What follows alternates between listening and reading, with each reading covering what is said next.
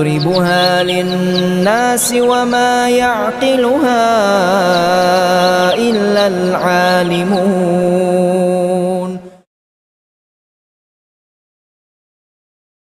Bismillahirrahmanirrahim. Assalamualaikum warahmatullahi wabarakatuh.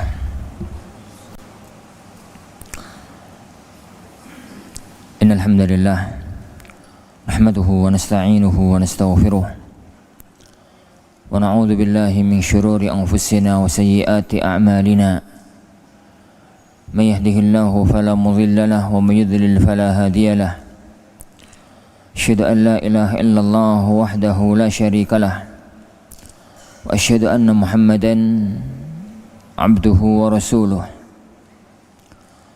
Allahumma salli wa sallim wa barik ala abdika wa rasulika Muhammad wa ala alihi wa ashabihi ajma'in wa la hawla wa la quwwata illa billahi rabbil alamin. Rabbi syrah li sadri wa yassir li amri wahlul 'uqdatam min lisani yafqahu qawli, amma ba'd. Ikhwani wa akhwati fid din, azanillahu wa iyyakum. Alhamdulillah, ini adalah silsilah kajian kita yang terakhir dalam membaca sebagian dari hadis-hadis al-arba'una al-qalbiyah. Dalam kajian sebelum mulainya tahun ajaran baru 1444-1445. Karena tahun ajaran baru tahun ini akan kita mulai besok. Kita awali dengan daurah ilmiah oleh Ustadzuna Ustadz Abdullah Zain dan Ustadz Zaid Susanto. Sedangkan kajian ini dari kemarin itu adalah karena antum sudah datang untuk tata-tata ma'had dan pelajaran belum mulai. Faridun azanillahu wa iyyakum. Kita baca satu hadis dari riwayat Imam Muslim. An Abi Hurairah radhiyallahu an qala Rasulullah sallallahu alaihi wa ala alihi wasallam. Dari Abu Hurairah radhiyallahu anhu, Rasulullah sallallahu alaihi wasallam bersabda, "Innallaha la yanzuru ila suwarikum wala ila amwalikum." Wa fi riwayah, "Wala ila ajsamikum walakin yanzur ila qulubikum wa a'malikum." Sungguhnya Allah Subhanahu wa taala itulah yang luru tidak melihat kepada suwarikum. As-suwaru bentuk jamak dari surah. Tidak melihat kepada model kalian, bentuk kalian. Wala ila ajsamikum, tidak pula melihat kepada fisik kalian. Wala ila amwalikum, juga tidak melihat kepada harta kekayaan kalian. Tapi yang Allah lihat adalah qulubikum, hati kalian, wa amwalikum, afwan, wa a'malikum, dan amal perbuatan kalian. Hadis ini diriwayatkan oleh seorang sahabat mulia, Abu Hurairah radhiyallahu an. Dan Abu Hurairah itu salah satu di antara keajaiban para sahabat. Karena beliau bukan termasuk dalam jajaran as-sabiqun al-awwalun, bukan termasuk dalam jajaran para sahabat yang pertama kali masuk Islam. Karena beliau masuk Islam di seputar perang Khaybar. Beliau masuk Islam di sekitar perang Khaybar, sebelum, saat, atau setelahnya sedikit. Dan perang Khaybar terjadi pada tahun berapa, bulan apa? Siapa tahu? Kapan terjadinya Khaybar?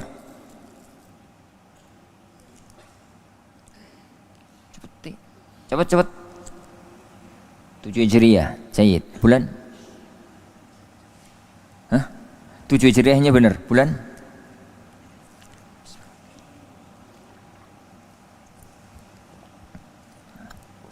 Nggak ada yang tahu? Ruwet ini kan, nggak ada yang tahu. bulan Muharram. Bulan Muharram tahun ke-7 Hijriah. Jadi beliau masih Islam di bulan Muharram tahun ke-7 Hijriah. Beliau berarti menjadi sahabat Rasulullah SAW itu hanya 4 tahun. 4 tahun lebih dikit. Karena beliau SAW meninggal dunia di tahun 11 bulan Rabi'ul Awwal. Sedangkan Abu Hurairah masuk Islam di awal tahun ke-7. Berarti 7, 8, 9, 10. Kemudian awal tahun 11. Berarti 4 tahun lebih dikit. Keberadaan beliau sebagai seorang sahabat yang masih Islam belakangan, bukan termasuk orang-orang yang masih Islam sejak zaman Rasulullah masih di Mekkah, bukan juga dari para sahabat yang masih Islam di awal-awal Rasulullah di kota Madinah, tapi masuk Islam belakangan. Beliau mampu memecahkan rekor. Beliau mampu menjadi seorang sahabat yang riwayat hadisnya itu paling banyak. Karena para sahabat dalam dunia riwayat itu para ulama mengelompokkannya menjadi 3 kelompok sahabat. Ada di antara mereka itu yang muktsirun, orang-orang yang riwayat hadisnya itu banyak. Itu standarnya kalau riwayat hadisnya di atas 1000. Ada orang-orang itu yang mukillun, yang riwayat hadisnya sedikit, standarnya itu di bawah 100. Itu berarti sedikit riwayatnya. Ada yang mutawasitun, yang kelas-kelas tengah. Ini yang kelas-kelas tengah. Dan yang muktsirun, yang riwayat hadisnya di atas 1000, hanya ada 7. Hanya ada 7 orang. Siapa? Siapa 7 itu? Abu Hurairah. Ya, pasti. Aisyah. Abdullah bin Umar. Terus Anas bin Malik. Terus Jabir bin Abdullah. Kurang 2.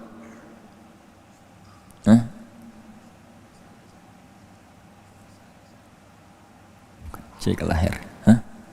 Kurang 2, cepat. Saat siapa nih? Saat yang siapa? Saatnya benar, tapi saat siapa dulu?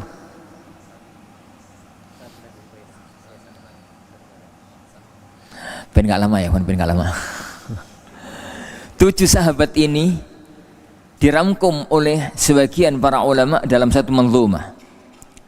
Beliau mengatakan sab'un minas sahbi fawqal alfi qad naqalu minal hadithi anil mukhtari khairi mudhari. Ada 7 sahabat yang meriwayatkan dari Rasulullah SAW lebih dari 1000 hadis. Abu Hurairah, Sa'dun, Jabirun, Anasu, Siddiqatun, wa Ibnu Abbas, kadza Ibnu Umar. Abu Hurairah, Sa'ad Ibnu Malik Ibnu Sinan, Abu Sa'id Al-Hudri. Sa'ad Ibnu Malik Ibnu Sinan, bukan Sa'ad bin Waqqas. Sa'ad Ibnu Malik Ibnu Sinan, Abu Sa'id Al-Hudri. Jabir bin Abdullah. Anas bin Malik. Siddiqah Aisyah binti Abi Bakar. Yani Ibnu Abbas, Abdullah bin Umar. Dan Abu Hurairah dari ke-7 itu adalah yang nomor 1 karena riwayatnya di atas 5.000 hadis. 5.000 hadis. Dan itu menjadi satu pelajaran ya, khonifidin azanillahu wa iyyakum. Biarlah kita terkadang itu terlambat dalam setat, tapi yang penting melejitkan kemampuan diri dalam proses. Biarkanlah kita itu terkadang harus terlambat dalam setat, tapi maksimalkan dan lejitkan kemampuan diri saat proses. Tidak semua para ulama itu kenal ngaji dari kecil. Ada di antara mereka itu yang kenal ngaji sudah gede, baru kenal ngaji, tapi kemudian mampu menjadi manusia hebat, manusia super. Antum tentu kenal nama Fudail ibnu Iyad. Fudail ibnu Iyad. Jika disebut ahli fikih, dia masuk jajaran para ulamanya. Jika disebut sebagai ahli hadis, dia masuk di dalamnya. Jika disebut sebagai ahli tafsir, dia termasuk di dalamnya. Kapan dia mulai belajar? Dia bukan dari kecil belajar. Beliau itu terkenal dulu sebagai seorang kepala perampok. Dan gak mungkin toh umur 5 tahun jadi kepala perampok, umur 7 tahun jadi kepala perampok. Dia itu sempat menjadi kepala perampok ulung, kemudian bertobat kepada Allah Subhanahu wa taala, kemudian dia berusaha untuk mendekat dengan ilmu dan ibadah. Akhirnya Allah Subhanahu wa taala menjadikan dia termasuk di antara para ahli ilmu yang ternama. Di antara nama-nama yang semacam itu adalah Al-Imamul Qaffal Syafi'i As-Saghir, seorang yang dalam jajaran ulama Syafi'iyah dikenal dengan Asy-Syafi'i As-Saghir, si Syafi'i Junior. Al-Imamul Qaffal rahimahullah. Al-Imamul Qaffal rahimahullah ta'ala mulai ngaji itu umur 35. Mulai kenal ngaji gitu, mulai belajar gitu, baru mulai belajar alif ba ta. Itu umur 35 tahun. Dan beliau menjadi salah satu di antara panglima ulama-ulama Syafi'iyah. Jadi biarlah ya akhwan, kadang-kadang kita itu harus kalah dalam setat. Yang penting melejitkan diri dalam proses perjuangan. Taib, kita lanjut bicara Abu Hurairah, nggak selesai nanti sampai jam 6. Rasulullah sallallahu alaihi wasallam bersabda, "Innallaha la yanzuru ila suwarikum wa ajsamikum wa amwalikum." Sungguhnya Allah Subhanahu wa taala itu enggak melihat kepada bentuk fisik kalian, tidak melihat kepada badan kalian, dan tidak melihat kepada harta kalian. Jangan ada yang salah memahami hadis yang barokah ini. Bukan berarti penampilan fisik itu gak penting. Bukan berarti orang kaya itu gak boleh. Penampilan fisik yang ganteng, yang rapi, yang keren, yang sedap dipandang, itu bukan perkara yang dilarang dalam agama, bahkan perkara yang dianjurkan dalam agama. Perhatikan sabda Rasulullah SAW, "Innallaha jamilun yuhibbul jamal." Dalam Sahih Bukhari, "Innallaha jamil." Sungguhnya Allah Subhanahu wa taala itu jamil, zat yang maha indah. Yuhibbul jamal. Allah Subhanahu wa taala itu mencintai keindahan. Yani Allah Subhanahu wa taala mencintai keindahan. Al-Imam Ibnu Taimiyah mempunyai satu risalah yang sangat bagus dalam Majmu' Fatawa. Judulnya itu Innallaha jamil yuhibbul jamal. Bahwa salah satu di antara nama Allah itu jamil. Jamil, zat yang maha indah. Dan antum tahu, nama Allah itu mempunyai 3 konsekuensi. Semua nama Allah mempunyai 3 konsekuensi. Ini kalau kita menggunakan bahasa umum. Kalau kita menggunakan bahasa terperinci, kita akan mengatakan nama Allah yang lazim dan nama Allah yang muta'addi. Ketahuan bahas itu. Jadi semua nama Allah itu mempunyai 3 konsekuensi. Apa itu? Suinere tawadhu apa ra iso iki? Apa?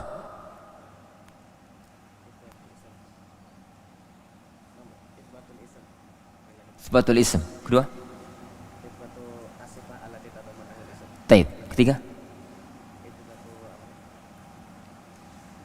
Isbat al-muqtadi isbatu as-sif. Taib. Taib, jayid, Masya Allah, mumtaz. Sayang ya nggak gua hadiah. Oh apa ini? Kunci sepeda motor. Tapi ihwan, 3 itu adalah isbatul ism, menetapkan bahwasanya itu nama Allah. Yang kedua, isbatus sifah al-mutadhamminah fi, menetapkan sifat itu, nama itu memiliki sifat yang terkandung padanya. Yang ketiga, isbatul muqtadha, yakni menetapkan konsekuensi dari nama tersebut. Tatkala Allah Subhanahu wa taala menyebut dirinya innallaha sami'un alim, sungguhnya Allah itu maha mendengar, Allah itu maha mengetahui, maka ayat semacam itu menunjukkan pertama, Allah itu punya nama As-Sami', Allah itu punya nama Al-Alim. Yang kedua, Allah itu punya sifat As-Sam' wal ilm, Allah itu mempunyai sifat mendengar, Allah itu memiliki sifat mengetahui. Yang ketiga, konsekuensi dari nama itu, Allah mendengar semua ucapan para hambanya dan Allah mengetahui semua perbuatan para hambanya. Tatkala Allah Subhanahu wa taala menyebut dirinya, tatkala Rasulullah SAW menyebut Allah Subhanahu wa taala dengan innallaha jamilun yuhibbul jamal, sungguhnya Allah Subhanahu wa taala itu jamil, zat yang maha indah. Berarti nama Allah Al-Jamil, sifat Allah Al-Jamal, mimnya ada alifnya ya. Kalau nggak ada alifnya bahaya. Ini. Yang ketiga, konsekuensinya adalah Allah itu cinta keindahan. Tapi itu dalil yang pertama. Dalil yang kedua, Rasulullah SAW itu nggak senang kalau ada sahabat yang beliau lihat itu awut-awutan, itu beliau nggak senang. Beliau itu nggak senang kalau melihat sahabat itu kok penampilannya nggak rapi, nggak bagus, awut-awutan. Itu nggak senang. Apalagi kalau cewek. Ada banyak dalil yang menunjukkan akan hal itu. Pertama, hadis Usamah dalam Sahih Muslim. Usamah itu apa ya? Anak dari anak angkatnya Rasulullah. Sebagaimana antum tahu, Usamah ibnu Zaid ibnu Harithah. Zaid ibnu Harithah itu bukan kerabat, tapi sangat dicintai oleh Rasulullah SAW karena sempat jadi anak angkatnya. Lahirlah dari pernikahan Zaid ibnu Harithah dengan Ummu Aiman, yakni anak yang dikasih nama Usamah. Dan anak ini pun bukan cucunya Rasulullah, tapi sangat dicintai oleh Rasulullah SAW. Sehingga maklum, label beliau adalah Hibbu Rasulillah ibnu Hibbi Rasulillah, kekasihnya Rasulullah, anak dari kekasihnya Rasulullah SAW.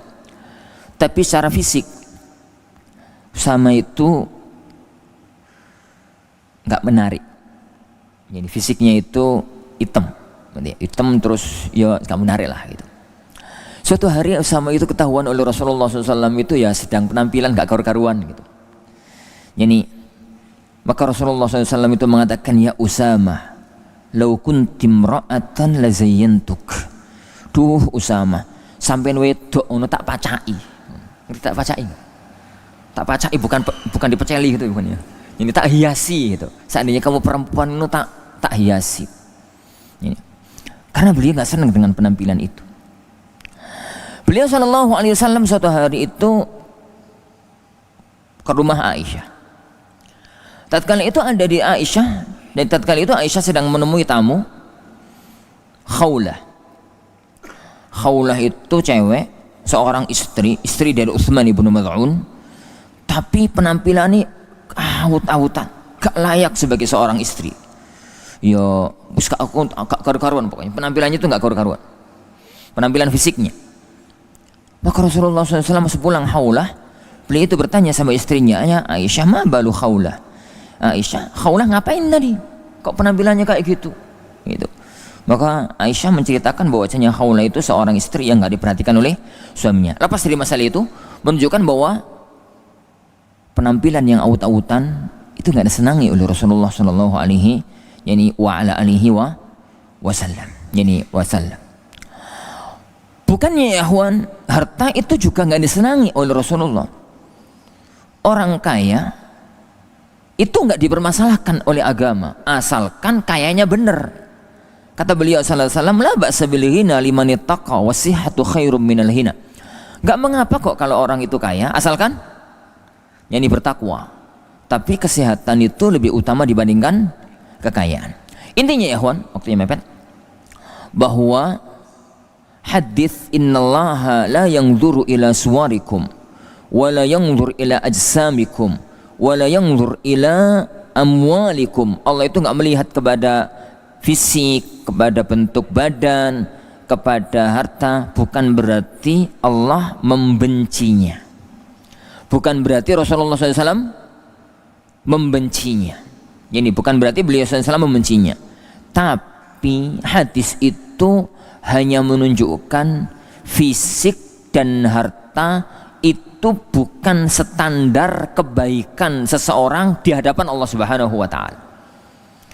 Ini jangan sampai disalahpahami kemudian gak penting Ustaz, fisik itu pokok aut-autan ra apa-apa. Ini begini gak apa-apa, gak mandi 3 minggu gak apa-apa. Ya malah salah ya. Jadi hadis itu hanya bermakna fisik, jadi penampilan, harta, kekayaan itu bukan standar kebaikan seseorang di mata Allah Subhanahu wa taala, dalam pandangan Allah Subhanahu wa taala. Karena segala sesuatu yang bersifat fisik itu enggak terpuji, itu enggak tercela. Orang ganteng enggak terpuji, enggak tercela. Orang awelek ngono ya. Wis elek pesek. Yani apa? Yani boh ngono ya. Ya enggak terpuji, ya enggak tercela. Orang kaya enggak terpuji, enggak tercela. Miskin enggak terpuji, enggak tercela. Karena segala sesuatu itu namanya al-jibillah.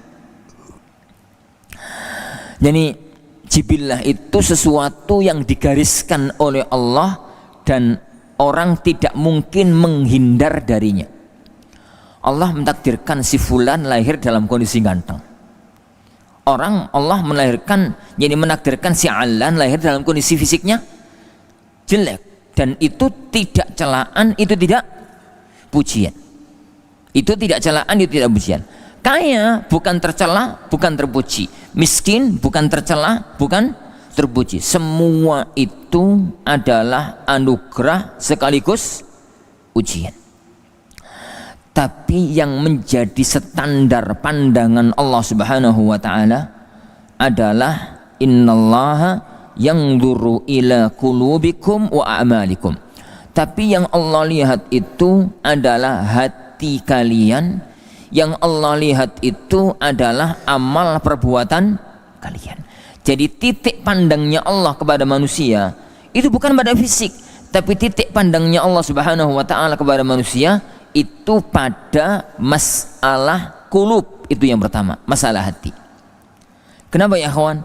Karena orang itu nih hati ini bagus, yang lainnya bagus. Nih hati ini jelek, yang lainnya jadi jelek. Pada hadis yang pertama yang kita baca adalah sabda Rasulullah SAW, ala inna fil jasadi mudghah idza salahat salahal jasadu kullu wa idza fasadat fasadal jasadu kullu ala wahiyal qalb.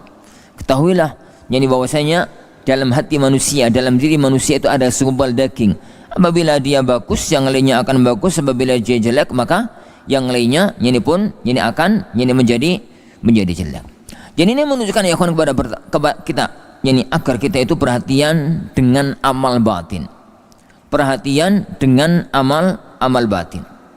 Tentang bagaimana hati kita, keikhlasan dalam beramal, jauh dari penyakit riya, jauh dari penyakit ujub, jauh dari penyakit takabur, jauh dari berbagai macam penyakit-penyakit yang lainnya. Dan orang yang paling penting untuk mensucikan hatinya adalah kita, para penuntut ilmu. Kita ya ikhwan, para penuntut ilmu. Kita itu, antum itu sudah berada pada jalur yang tercepat untuk menuju ke surganya Allah Subhanahu wa taala. Tidak ada jalan yang paling cepat mengantarkan orang ke surga kecuali jalur ilmu. Kenapa? Karena jalur ini menjadikan orang itu tidak akan mati setelah orang itu mati. Kata Rasulullah sallallahu alaihi wa ala alihi wasallam, yani kata Rasulullah sallallahu alaihi wa ala alihi wasallam, "Idza mata ibnu Adam, idza mata al-insan." Lafaz idza mata ibnu Adam itu enggak ada, tapi kondang. Lafaz hadisnya itu idza matal insan, apabila ada orang meninggal dunia, yani inqata amaluhu illa min thalath, yani maka amalnya terputus kecuali 3, sedekahun jariyah, sedekah yang manfaat yang terus mengalir, yani wa ilmun yuntafa'u bihi wa waladun salihun yad'u lahu. Dan 3-tiganya itu tidak mungkin dibagai kecuali kalau orang itu punya ilmu. Orang itu tidak mungkin bisa melakukan sedekah jariyah kalau dia tidak memiliki ilmunya. Orang itu tidak mungkin memiliki ilmu yang manfaat kalau dia tidak memiliki ilmunya. Dan rata-rata anak yang soleh lahir dari orang tua yang mengerti tentang kesolehan, mengerti menjadi tentang kesolehan. Jadi orang itu dengan ilmu atau dengan hatinya, orang itu akan mampu hidup sepanjang zaman setelah fisiknya itu meninggal dunia. Jadi yang pertama, perbaiki hati. Ini perbaiki hati, karena dengan hati itulah orang itu menjadi baik di dalam amal, yani perbuatannya, di dalam, yani dia itu melakukan amal perbuatannya. Lalu Rasulullah menuliskan wa ila, yani innallaha la yanzuru ila qulubikum walakin yanzuru ila qulubikum wa amalikum. Yang Allah lihat itu adalah hati, kemudian yang Allah lihat itu adalah amal. Hati tok ya, tapi hati dengan amal tambah mulia. Dalam Musnad Ahmad, Rasulullah sallallahu alaihi wasallam itu mengatakan, "Innamad dunya li arba." Dunia itu dimiliki, dunia itu diisi oleh 4 kelompok manusia. Jadi kata beliau sallallahu alaihi wasallam, "Innamad dunya li arba." Dunia itu diisi oleh 4 kelompok manusia. Rajulun atahullahu ilman wa mala. Orang yang Allah kasih dia ilmu, Allah kasih dia harta. Orangnya ngerti agama, ngerti ilmu syar'i, dan orangnya pun memiliki harta, diberikan oleh Allah Subhanahu wa taala harta. Lalu orang tersebut menjadikan hartanya untuk kebaikan. Menjadikan hartanya untuk kebaikan, digunakan untuk berbuat baik dengan hartanya, digunakan untuk beramal baik dengan hartanya, karena dia memiliki harta dan dia itu memiliki ilmu untuk bisa menggunakan hartanya di jalan Allah Subhanahu wa taala. Apa kata beliau sallallahu alaihi wasallam? Fahuwa fi a'lal manazil. Maka orang itu berada pada posisi yang tertinggi. Kenapa? Dia menggabungkan antara hatinya dan amalnya. Dia menggabungkan antara hatinya dan amalnya. Hatinya niat untuk bersedekah, sedangkan dia punya harta digunakan untuk sedekah. Dia menggabungkan antara qulubikum wa amalikum. Yang kedua, kata beliau sallallahu alaihi wasallam, "Man razaqahullahu ilman wa lam yarzuqhu mala." Ada orang yang Allah kasih ilmu tapi enggak Allah kasih duit. Dalam arti orangnya miskin, hidupnya pas-pasan, tapi dia itu memiliki ilmu untuk bisa berbuat baik. Lalu dia mengatakan, "Ya laitani mithla mali fulan." Duh, seandainya aku memiliki harta kayak si fulan, kayak orang yang pertama. La amiltu mithla amali. Aku pasti akan beramal kayak perbuatan dia. Dia itu melihat ada saudaranya yang sama-sama punya ilmu, yang dia punya harta, dia gunakan hartanya di jalan Allah Subhanahu wa taala. Lalu dia itu mengatakan, "Duh, seandainya aku punya harta kayak dia, aku pasti akan berbuat kebaikan semacam perbuatan dia." Dia nggak berbuat apa-apa. Yang dia lakukan sekarang itu adalah qulub, hatinya niat untuk berbuat bagus karena ilmu yang dia miliki. Apa kata Rasulullah SAW? fahuwa ma'ahu sawa. Orang yang kedua ini dengan orang yang pertama sama pahalanya di titik niat. Kalau amalnya sih beda ya kawan. Di titik niat dia tetap mendapatkan pahala dengan amalnya. Pahala dengan niatnya karena dia memiliki ilmu tersebut. Yang ketiga kata beliau sallallahu wa rajulun atahullahu malan wa lam yu'tihi ilma. Ada orang yang Allah kasih harta tapi nggak dikasih ilmu. Akhirnya wonge goblok, ngono ya, gak ngerti agama, gak ngerti hukum, gak ngerti syariat, tapi sugih, tapi kaya. Akhirnya hartanya dibuat gak karu-karuan. Hartanya itu dibuat berbagai macam bentuk kejahatan untuk foya-foya, untuk melampiaskan nafsu. Apa kata beliau sallallahu alaihi wasallam? Fahuwa fi adnal manazil. Orang ini sangat jelek kedudukannya. Kenapa? Niatnya jelek dan sudah mengamalkan kejelekannya. Yang terakhir yang keempat, wa rajulun lam yu'tihillahu ilman wa mala. Orang itu ilmu gak Allah beri, harta gak Allah beri, wis gak ngerti hukum agama, terus kiri, miskin, gak punya duit. Karena dia gak punya duit, yang gak bisa foya-foya. Karena dia gak punya ilmu, gak bisa niat baik. Akhirnya dia mengatakan, ya laitani mithla mali fulan. Duh, seandainya aku memiliki duit kayak orang yang ketiga itu, la amil tu mithla amali. Aku bakal foya-foya kayak dia. Apa kata beliau sallallahu alaihi wasallam? Fahuwa ma'ahu fil wizri sawa. Orang yang keempat ini dosanya sama dengan orang yang ketiga, dosa niat. Dosa niat. Itu rahasia. Kenapa yang disebut oleh Rasulullah dua, walakin yanzur ila qulubikum wa a'malikum. Amal tanpa hati goyah, hati tanpa amal kurang fungsi. Jadi yang Allah lihat itu adalah walakin yanzur ila qulubikum, masalah hati itu yang pertama. Yang kedua wa a'malikum, juga masalah amal. Penyatuan antara amal dengan hati itu adalah puncak kebaikan. Kalau tidak, minimalnya adalah sudah ada niat yang baik, sudah ada niat yang baik yang di seseorang itu untuk mengamalkan kebaikan meskipun belum diberikan oleh Allah kesempatan untuk melakukan amal yang perbuatan tersebut. Wallahu a'lam. Insyaallah subhanahu wa ta'ala ini yang bisa kita pelajari dari hadis yang ada di hadapan kita tadi. Semoga Allah subhanahu wa ta'ala menjadikan kita sebagai orang-orang yang mampu menggunakan apapun yang Allah berikan kepada kita untuk berjuang dan berjalan di atas jalan Allah subhanahu wa ta'ala. Kita akhiri. Subhanakallahumma bihamdika asyhadu an la ilaha illa anta astaghfiruka wa atubu ilaik. Wa sallallahu wa sallam wa baraka ala nabiyina Muhammad. Assalamualaikum warahmatullahi wabarakatuh. Al-Furqan TV, saluran pendidikan, dakwah, dan inspirasi Islami.